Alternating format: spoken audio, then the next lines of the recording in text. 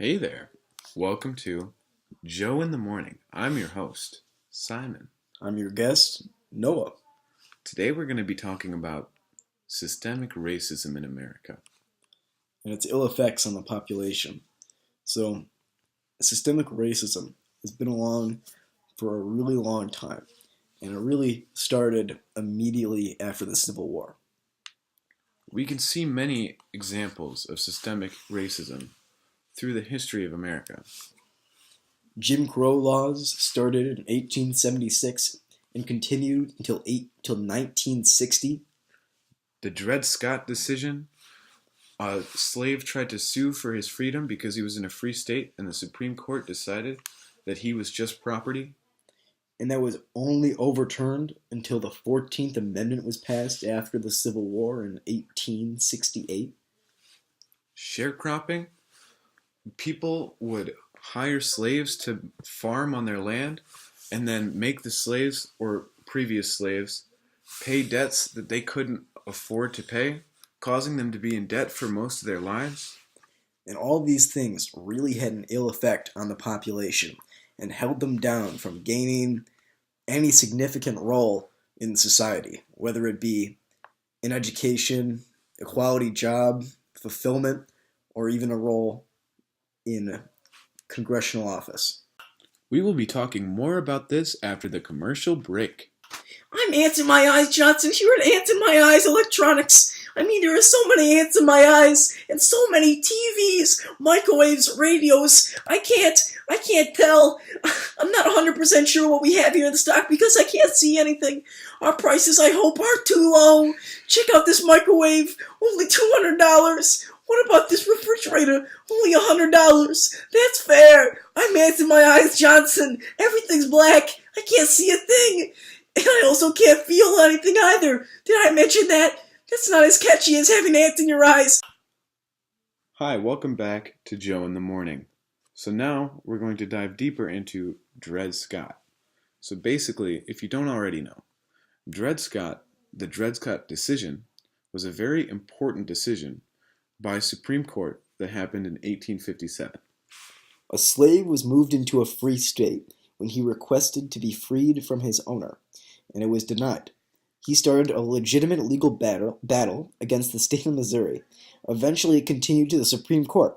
The decision was made upon the grounds that property does not have citizenship, and therefore the government was not obligated to assist him in any way. Furthermore, any slaves that moved into free states did not gain rights because of the existing federal laws. But in 1868, this topic was addressed yet again in the 14th Amendment. Basically, the 14th Amendment said that all people who were previously slaves were now American citizens, and that they deserved the same rights as everybody else under protection by the law. This was ratified by 3/4 of all the states, and at this time, after the Civil War, it was decided that slavery wasn't such a good idea anymore, and that nobody really wanted it. So up next on Joe in the Morning, we'll be talking about Jim Crow laws and sharecropping. But first, a word from our sponsors. Everyone has fingernails and everyone wants cash. So just send me your fingernails and I'll give you some cash. Fingernailsforcash.com. Fingernails for cash. Remember, it's just fingernails, so don't expect much cash. Hey, welcome back to Joe in the Morning. Right now, we're going to talk about the Jim Crow laws. Basically, Jim Crow was originally a character played by Thomas Dartmouth Daddy Rice. He was pretty much a living caricature of the South's view on black people. They saw them as dim-witted and clumsy.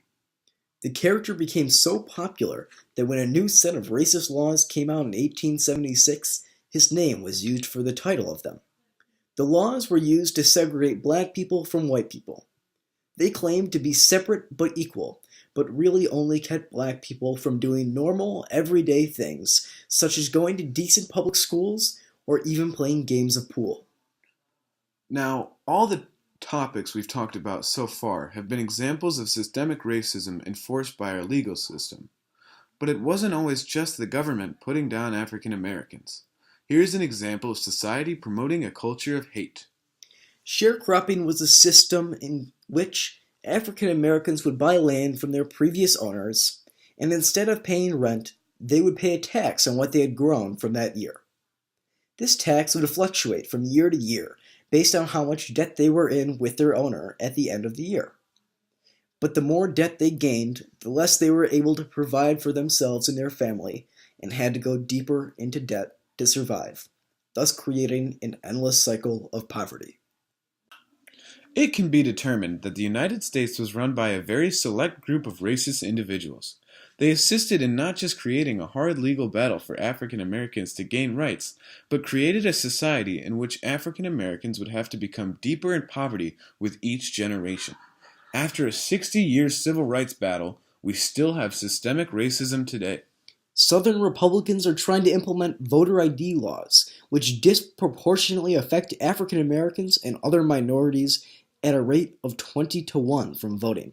It is our generation's job to fight against these efforts to limit diversity in our society. Thank you for listening to Joe in the Morning. Signing out, your host, Simon And Noah. Thank you.